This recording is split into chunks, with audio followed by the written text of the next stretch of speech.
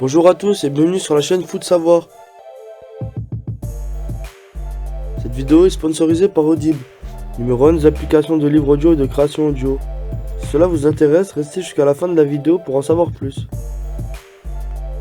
Vous avez des troubles gastriques récurrents, des douleurs abdominales, des bâillonnements, et si vous étiez intolérant au gluten.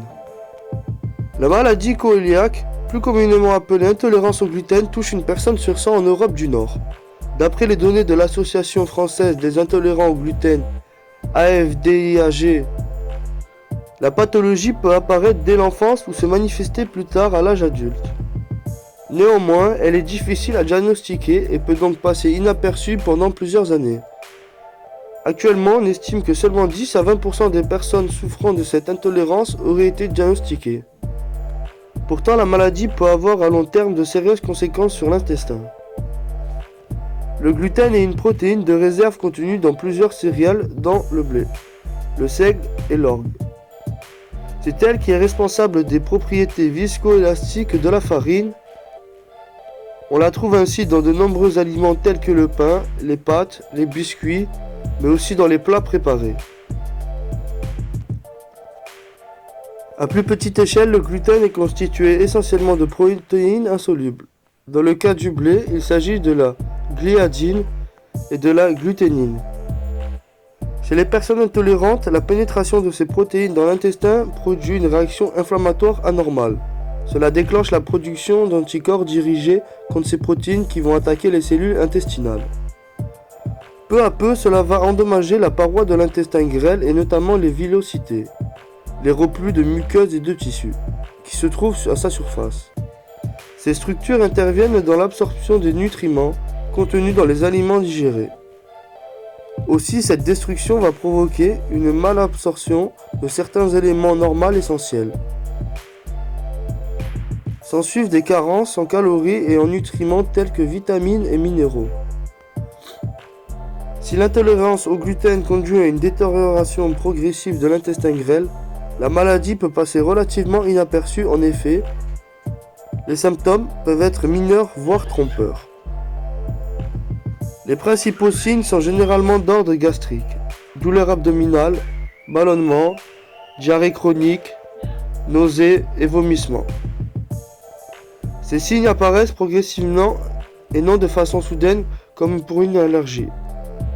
En plus de ces manifestations gastriques, la maladie peut montrer un amaigrissement inexpliqué, de la fatigue, un manque d'énergie, une anémie.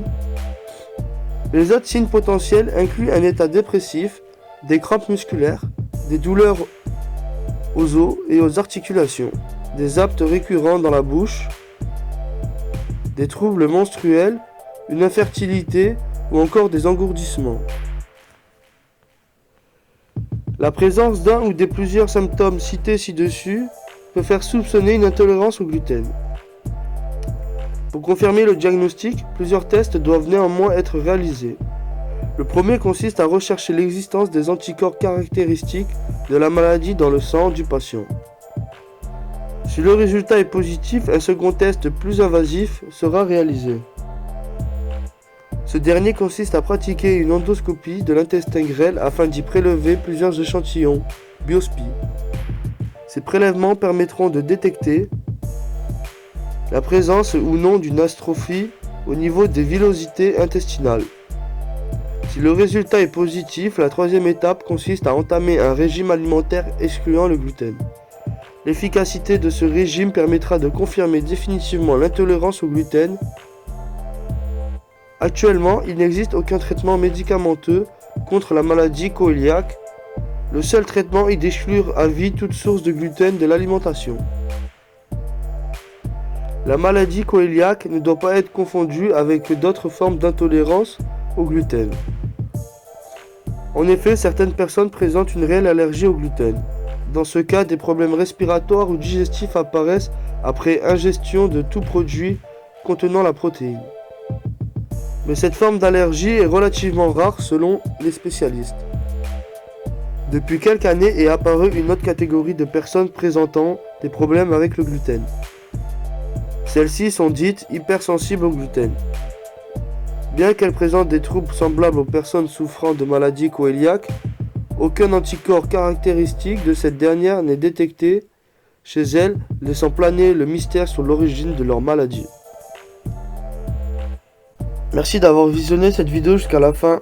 Si tu as soif de savoir, de connaissances et que tu vas apprendre tout en te divertissant, les plus de 400 000 livres et enregistrements audibles sur tout sujet confondu sont faits pour que tu puisses t'instruire et suivre tes activités en même temps. Si tu es intéressé ou que tu veux simplement soutenir notre chaîne, je t'invite à cliquer sur le lien en description et à prendre ta période d'essai gratuite pendant un mois. N'oublie pas de t'abonner à la chaîne et de laisser un like si tu as appris des choses ou que tu as aimé nos explications, ainsi qu'activer la cloche pour être tenu au courant de nos prochaines sorties de vidéos.